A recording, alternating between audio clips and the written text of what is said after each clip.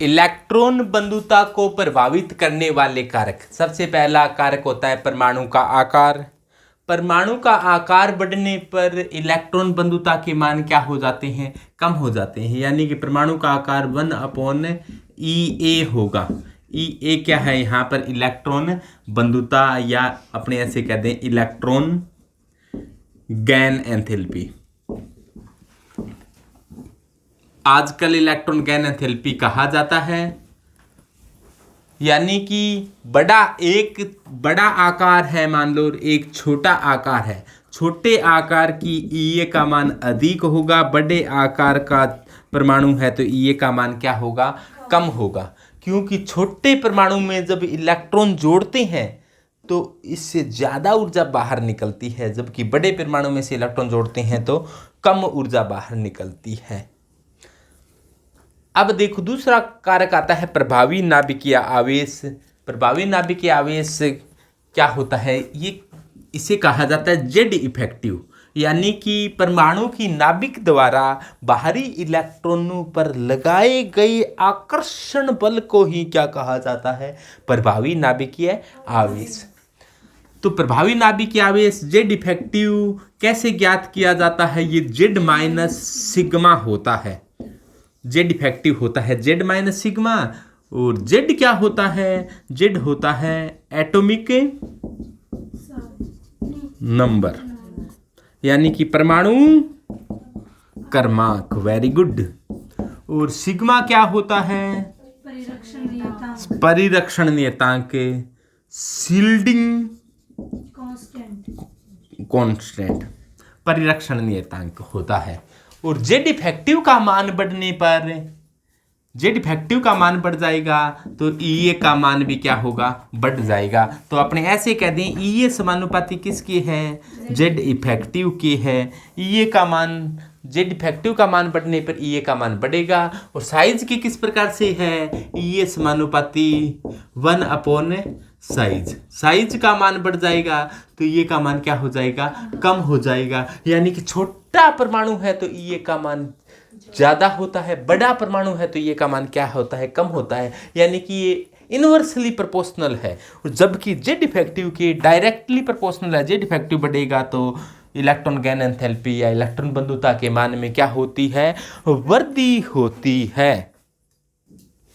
तो अगला इलेक्ट्रॉन बंधुता को प्रभावित करने वाला कारक होता है परिरक्षण प्रभाव। परिरक्षण प्रभाव क्या होता है कि आंतरिक कोश के इलेक्ट्रॉनों द्वारा बाहरी कोश के इलेक्ट्रॉनों पर एक प्रतिकर्षण बल लगाया जाता है।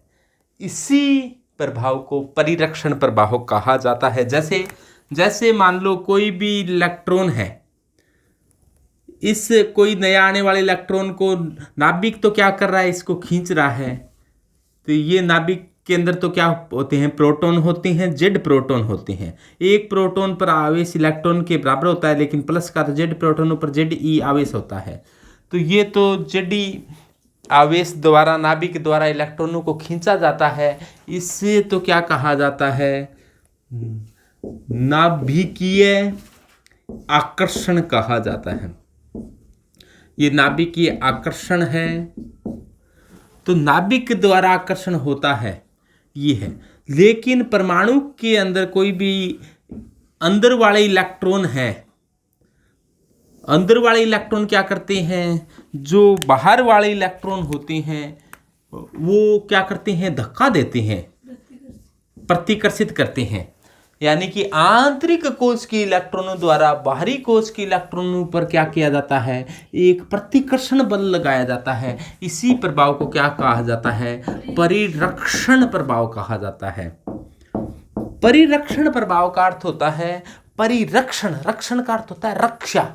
तो ये एक प्रकार की रक्षा से लिया गया है कि कोई भी बाहर से इलेक्ट्रॉन है या कोई बाहरी इलेक्ट्रॉन है, उनकी नाभिक के आकर्षण से रक्षा होगी। यानी कि उसको नाभिक है वो ज़्यादा आकर्षित अब नहीं कर पाएगा, क्योंकि जो अंदर वाले हैं वो बाहर वालों को क्या करते हैं, प्रतिकर्षित करते हैं। इस प्रभाव को परिरक्षण प्रभाव या शील्डिंग इफेक्ट कहा जाता है। और शील्डिंग प्रभाव को शील्डिंग नियतांक, परिरक्षण नियतांक के द्वारा ज्ञात किया जाता है। तो इससे ये क्या कर देता है, प्रभावी नाभिकीय आवेश यानी कि नाभिक के आकर्षण के मान को क्या कर देता है, कम कर देता है, जिससे जो प्रभावी नाभिकीय आवेश है, प्रभावी नाभिकीय आकर्षण है, वो क्या हो जाता है, कम लगता है। और जब इलेक्ट्रॉन पर आकर्षण ही कम लगेगा तो क्या हो जाता है, तो इलेक्ट्रॉन जुड़ता है तो कम ऊर्जा बाहर निकल पाती है।